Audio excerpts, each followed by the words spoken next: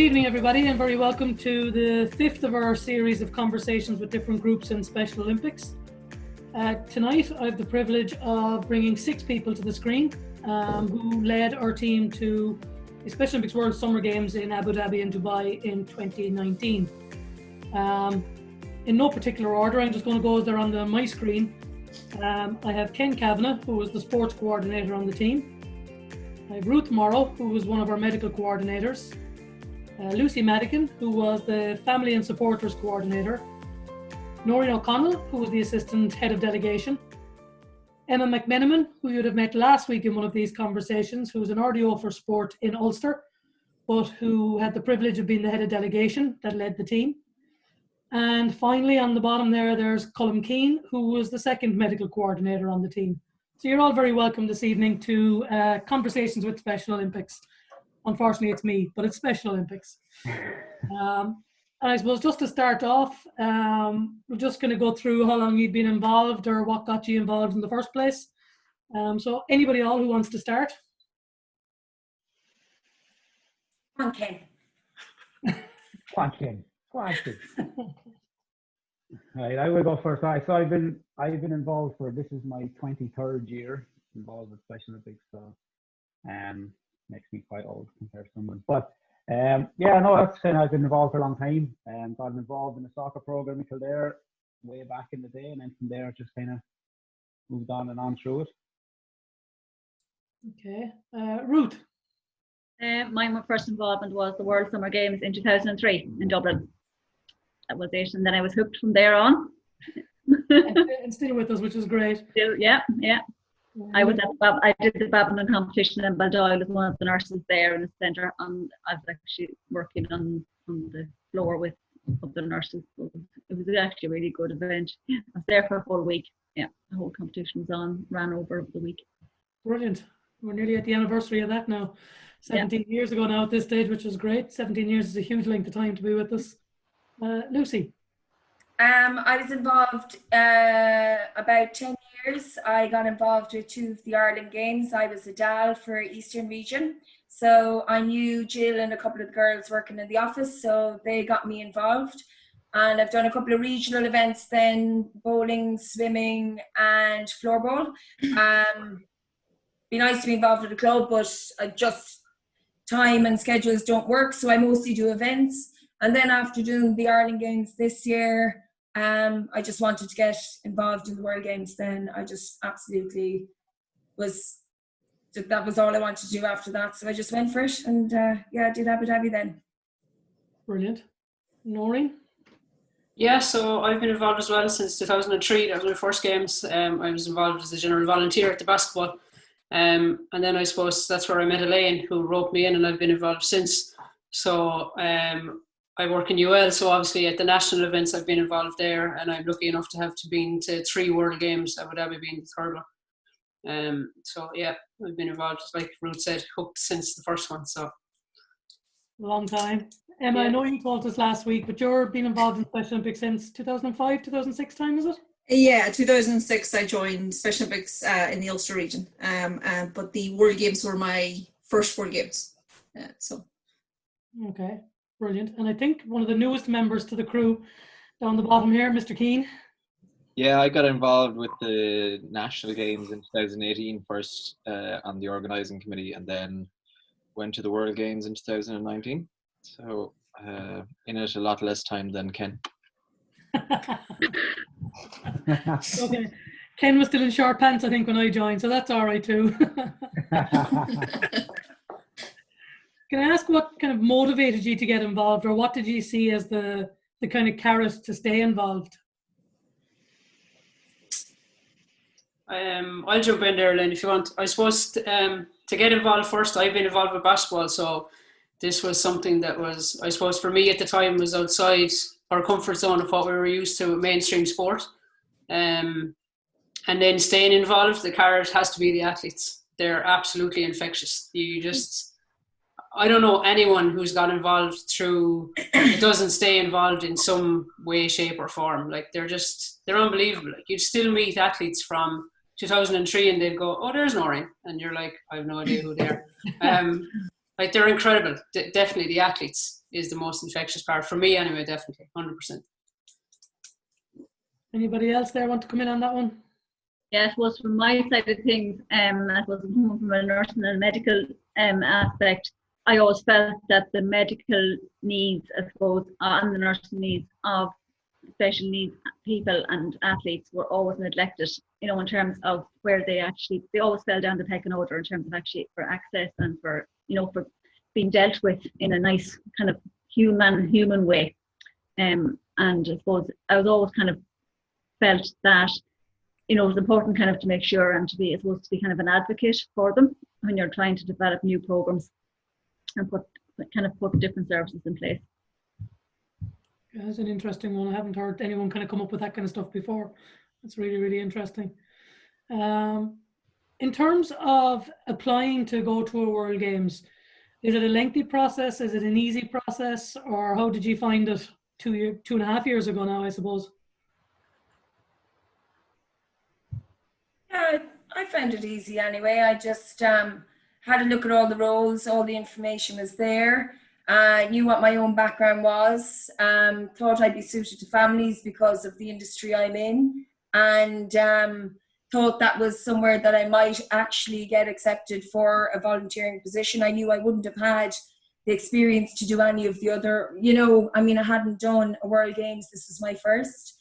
So I found the process really good, and after my initial application, you reached out, touched base, told me a little bit more about it, so I knew the gravity of, you know, the kind of what was involved, that it was a lengthy process, there would be a lot of work, and I just found it very easy and transparent myself anyway, and especially for our first World Games, and a lot of support there then when I did come in, mostly from Emma,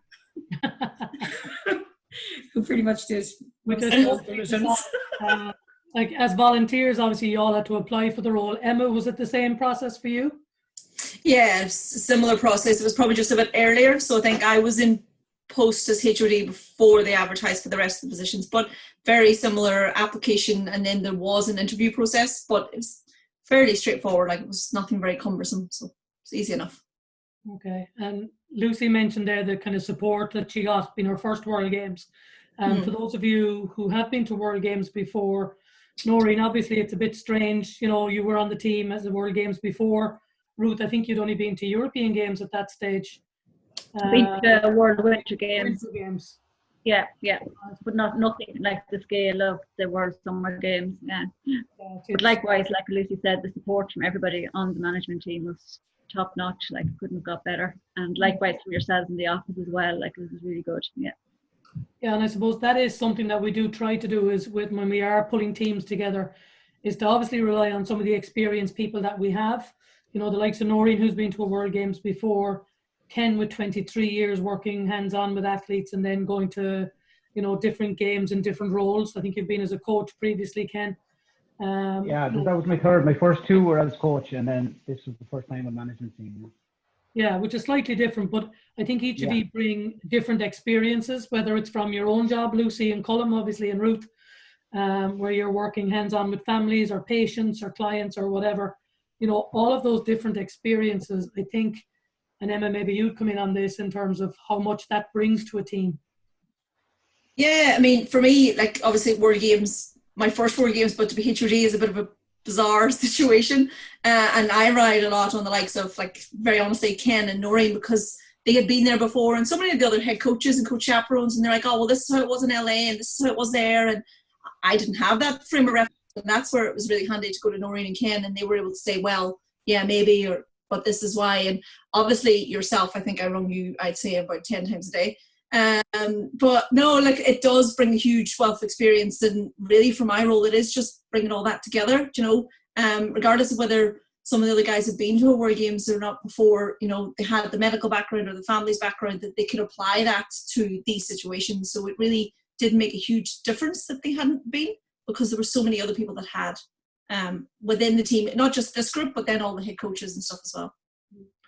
Yeah, and I know from being at previous games myself in different roles over the years, the one thing that you have to rely on is the management team around you. And I know I suppose my first experience of being at a games, I was in a different role, but Ruth was there in a medical position again, and it was a very, very tough games. If you remember, we always laugh about it. We say it's a wonder you stayed with us. With the Yeah, exactly. Yeah. we won't even mention what games it was, but they were hugely challenging in terms of accommodation, in terms of athletes, in terms of everything that was going on. Did you face many challenges in the run-up to the games and during the games in Abu Dhabi?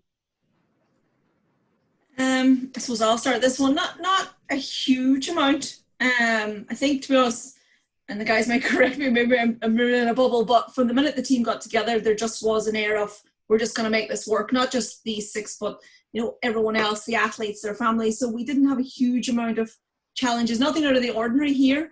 And even when we went away, because of how they hosted the games in terms of the visits we had to make before we went, and I had to go early to the games, some of the issues that normally are faced, like accreditation and all of that, was sorted before the team arrived.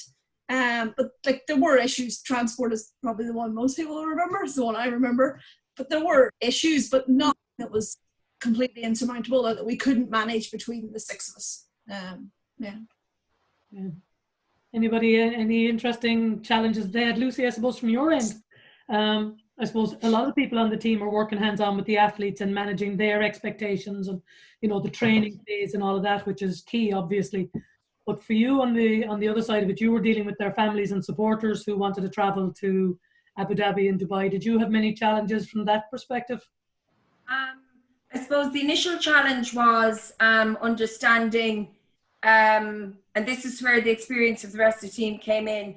The guys were saying at our first meeting, now you need to get all this information, but you need to get it out in a certain way. So that was really key, because not only is it a World Games, which is a huge event, and possibly the biggest one for the athletes and their families and anyone that's going to support them, but huge because it was a culture and a place that a lot of people had never been to and were a little bit anxious about.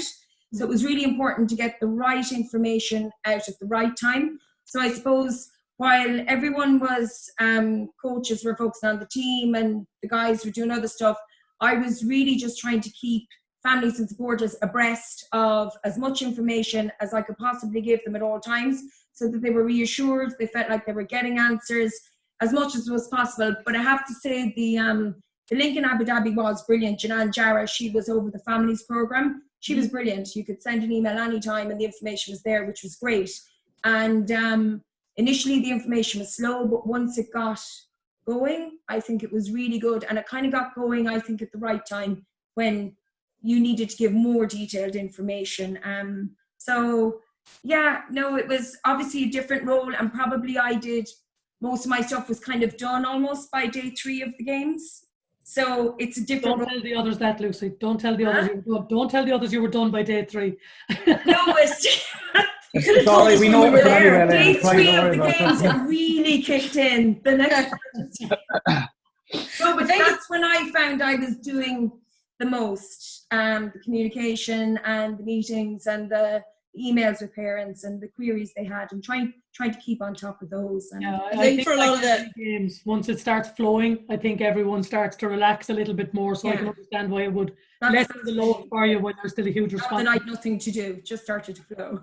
I think at the start, Elaine, a lot of the queries from families and athletes were that cultural understanding, and there was a lot of hesitation around the cultural understanding and what they could and couldn't do. And there was a lot of, not fear, but anxiety maybe. Yeah. There was a lot of time for Lucy at the start trying to reiterate, the cultural differences and alleviate any concerns people had about safety to a certain degree.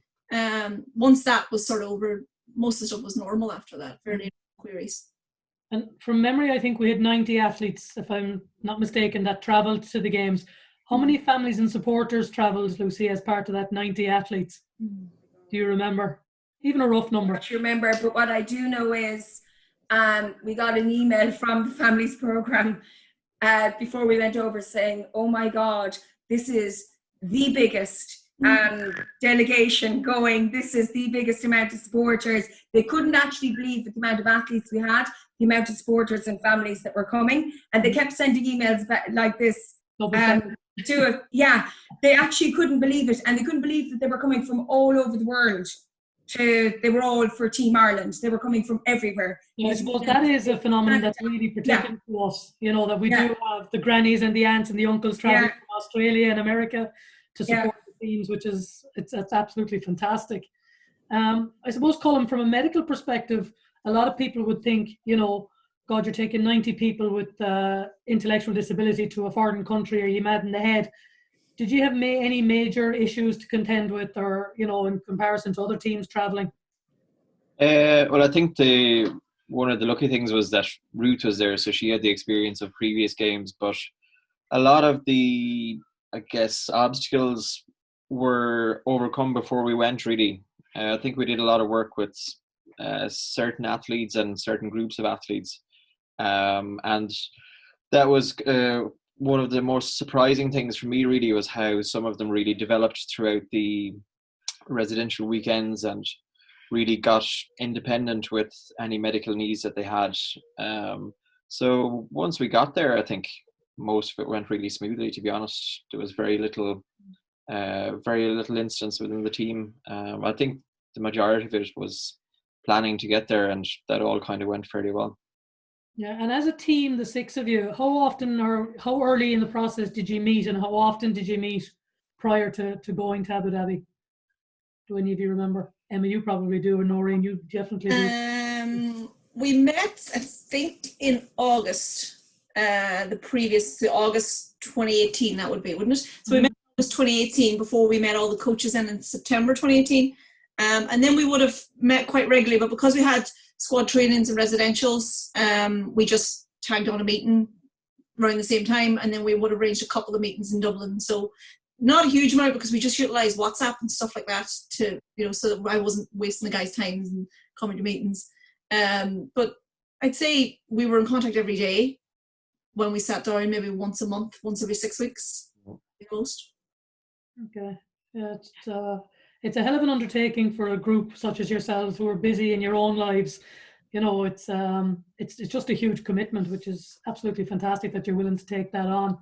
Have you any kind of any high points from the August time right through to March? Have you any highs or any major achievements that you'd like to remark on?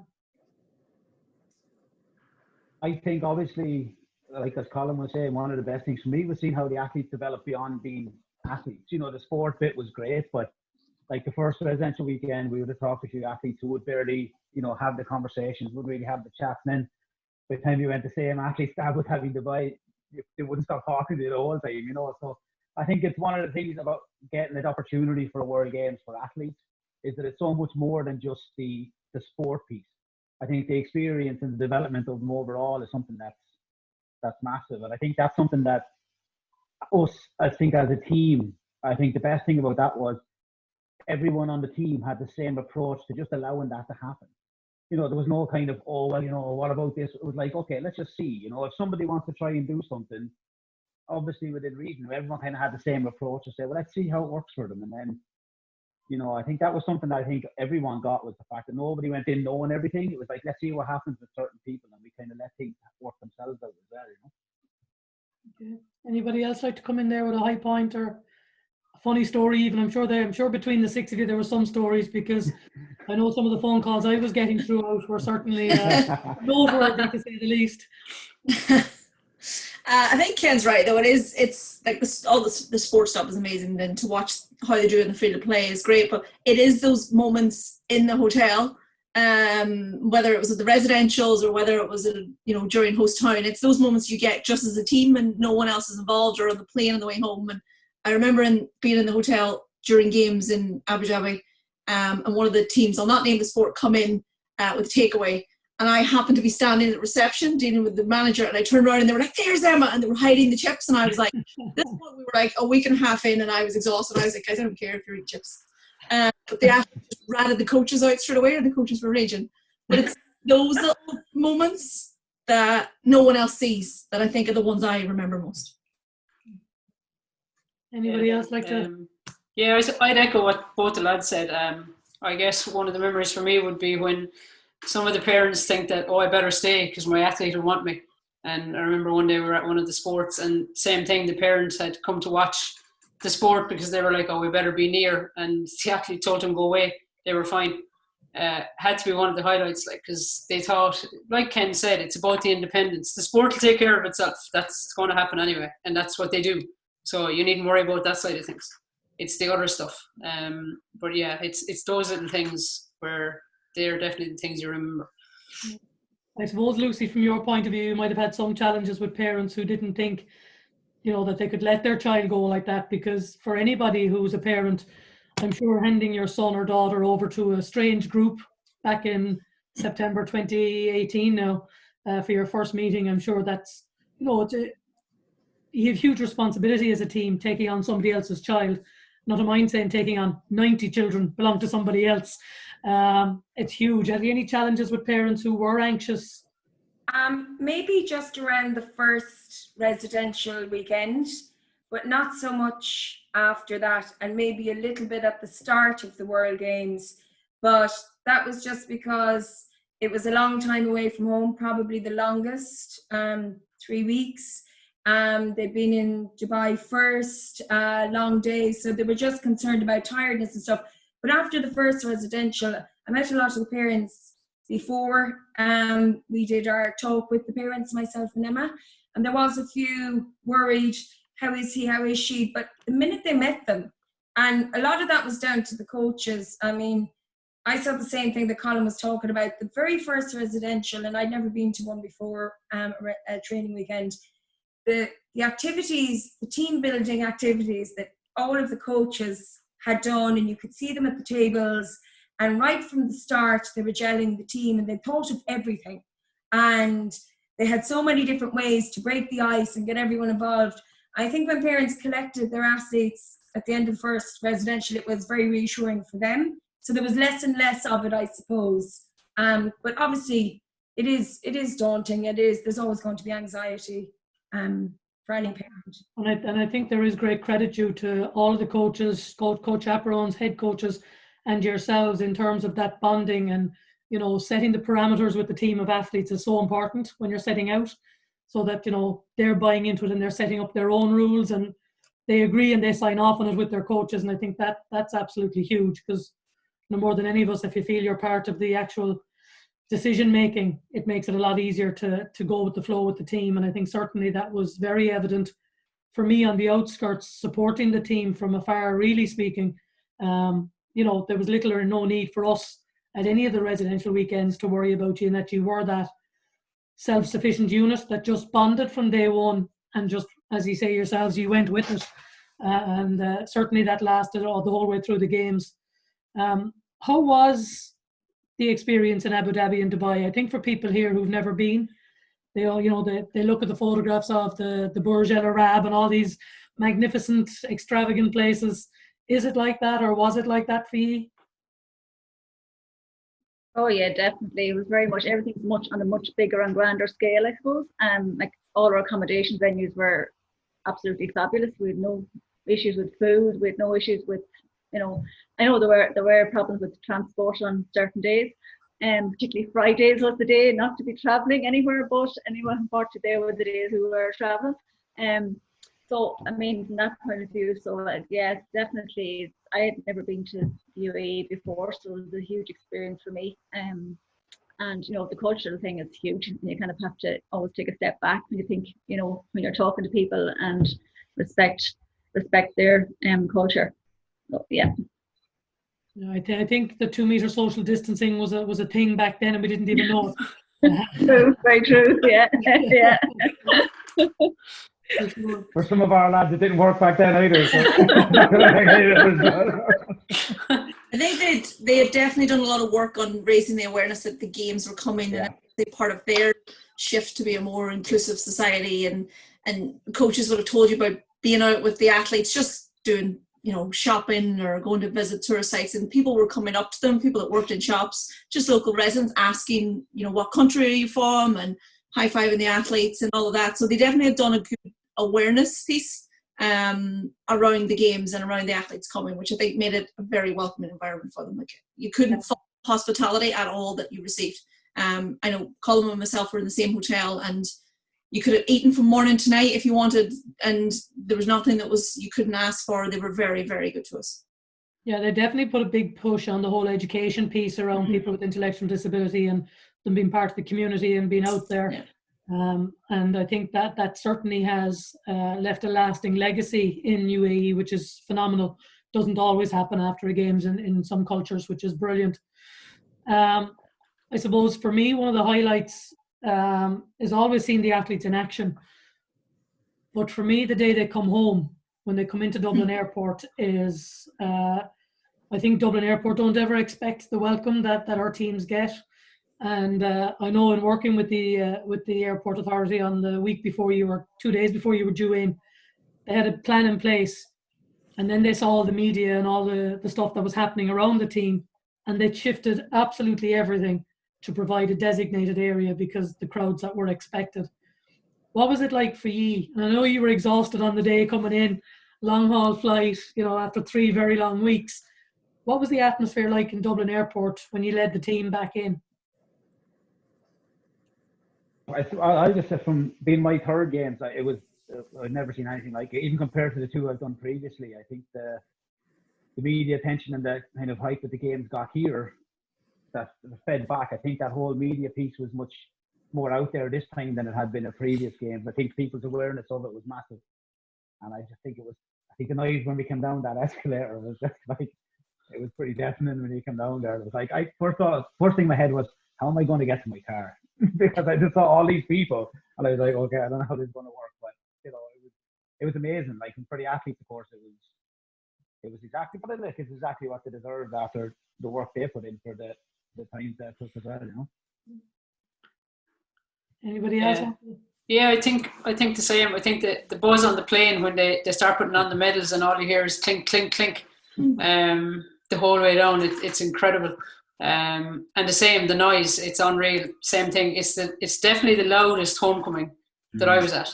I'm sure the designated area and stuff played its part as well, but it's just as well we weren't in the 2 meter social distancing dinner. We would have been in big trouble.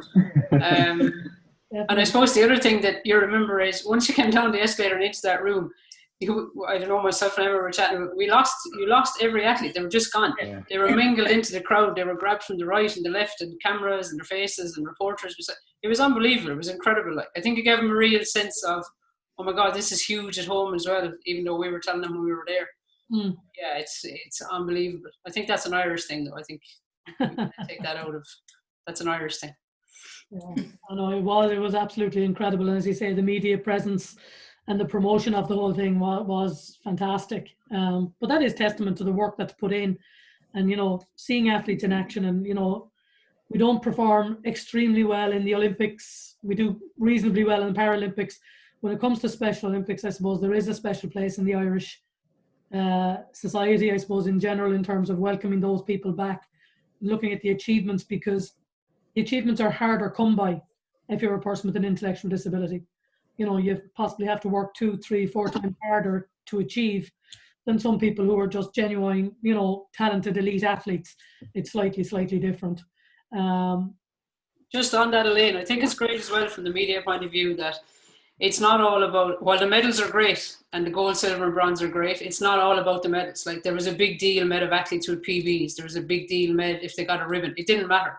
And I think that's testament to everyone involved, the coaches, the team, everyone, because it doesn't matter. It really is about you doing your best and you against you. So they were all treated the same, and I think that's something personally I really like about Special Olympics. That doesn't happen in mainstream.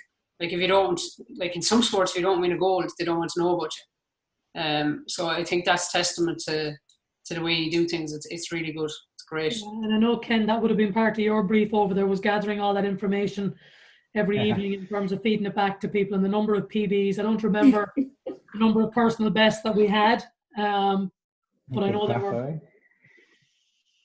Can you? Yeah, no, there was not, and I think that was one of the things that I was happy with most, was that first time I got a request, it was for everything, because there was that concern initially that people just want medal counts, they would just want whatever, But like, when the initial request came in, and it was for everything, so every athlete and their exact results, whether it was first, it was eighth, it was whatever in between, and I think that was, you know, and that obviously continued right the way through to the various different outfits that the stuff was sent each night. So I think that was, you know, as Noreen was saying, it was really good to recognise that there's more than just, you know, the medal side of it, you know, and even just to get there, you know, to end up qualifying to be at a World Games in itself is amazing.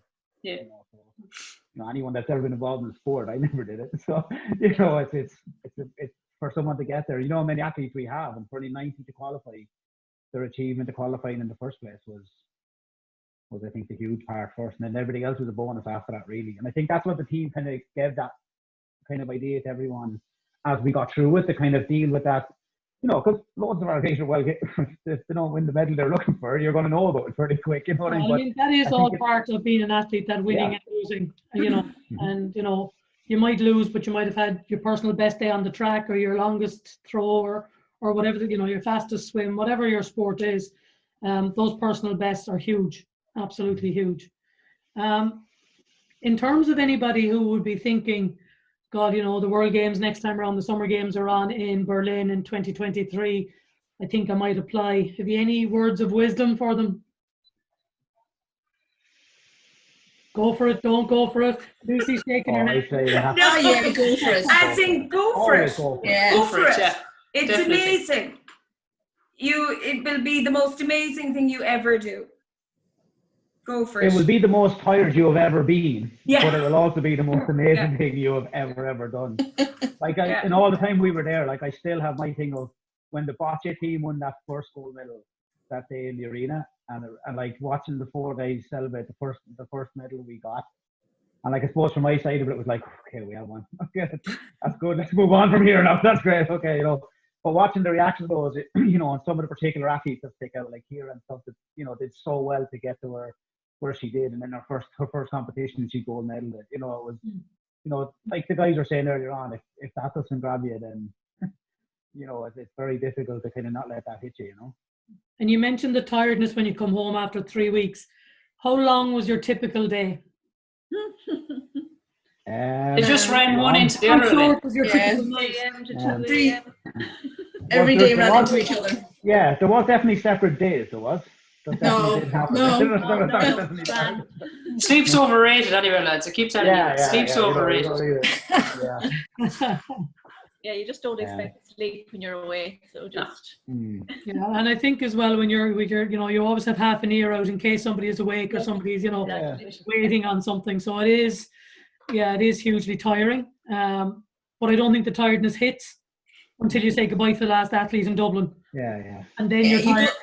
You're going on adrenaline very much so. Like if the athletes are going, then you're still going, and that's I don't really think about it. I didn't think I was tired until I come home, and then I'm tired now. Even as a coach, you always have like, I'm feeling tired, but tomorrow's the final, or tomorrow's the semi-final, or you know, there's always that's something that's there to kind of, you know, you can aim for that the next day. And as you said, it's not even Dublin. It's when you get back home afterwards and you sit on the couch for the first time in 3 weeks, you're kind of like, okay, I'm never getting off this now. You know, but Well, one of the girls that works for Special Olympics International also used to always say to us, you know, that games are really, really busy. You don't have an awful lot of time. So when you'd be going to bed at night, she'd never say sleep well. She always said sleep fast because you didn't get an awful lot of it. So yeah, I can understand where the tiredness comes in already. I can remember it coming back from, I think, Belgium, Ruth, in 2016 from European Games. Like that exhaustion just hits you, and you can't stay awake when you come home, and you can't sleep when you're away, you know. Is there, before we finish up, I suppose, is there anything else that you want to add, or anything else you want to say about the games or the experience itself? I suppose one of my biggest memories is still Emma's speech at the school. I think it's one of the most outstanding things we've really ever seen. It's off the cuff, Ken. It absolutely was. It was the longest cuff ever, but it was off the cuff. You know, it was. You know, eventually we got around to the sport piece, but no, it was good. Grow a thick skin, Elaine. Definitely. If you're going to apply, you need a thick skin. Because the banter, to be honest, like that's a big. Like the banter that the six of us had, I originally set up WhatsApp to communicate stuff. It just turned into mainly Ken and Colm saying each other off. But that's how you develop in relationships, and it just turned into banter. So really, absolutely, I would tell anybody to apply. It is a once in a lifetime. It's particularly a country like the UAE, but it is a once in a lifetime. But you'll develop friendships, and the crack that you'll have is, like nothing else. But grow with thick skin. It's important to turn on your Special Olympics phone before you get to the airport. Or at the very least, take it out of the box. It's like when you're taking the plastic off a new phone. I think Colm came back with the plastic still on it, funnily enough. Yeah. Really tiny. Yeah. And if you ever need anyone about SIM cards, Colm's your man. Oh my God. Yeah. I still have credit from UAE. Very good. On behalf of Special Olympics Ireland, I suppose all we can say is, like, we're indebted to ye as a team, for the care and attention that you gave to the team, both in the run-up to the games and at the games, and even since they came home. You've been unwavering in your support to the team. You've given huge time, commitment, second to none. Talking from 23 years experience to fresh in the door, Colm, 2 years now. You were a credit to yourselves and to Special Olympics. You acquitted yourselves and behaved as a team as we could only expect and hope for in a team. So from Special Olympics Ireland, we can just say thank you. And thanks for taking the time tonight to reconnect, I suppose, as a team. And I know from Noreen and Emma and Lucy, you're all still in contact. Ken and Colm, we know you're inseparable. It was very evident after the first one or two sessions. And it's good to see that continuing. So thank you. And I suppose it would be amiss of us not to mention, sad as it is, the passing of Mairead, one of our golfers. Since we were in Abu Dhabi, unfortunately, Mairead was lost to us back at the middle of March, I think, or towards the end of March. So I suppose as a team, we mourn her passing and all of that. But I suppose what was lovely for us was knowing that one of her last memories for her family was her being in Abu Dhabi and representing her country. And from Special Olympics point of view, to know that Mairead went to her maker in her kit, that is what Special Olympics is all about. So we do, I suppose, just mark Mairead's death at the end of the games. And again, just from us in Special Olympics Ireland, thank you to the 6 of you for leading that team. Thanks, everybody. Thanks, Thanks, Elaine. Thank you.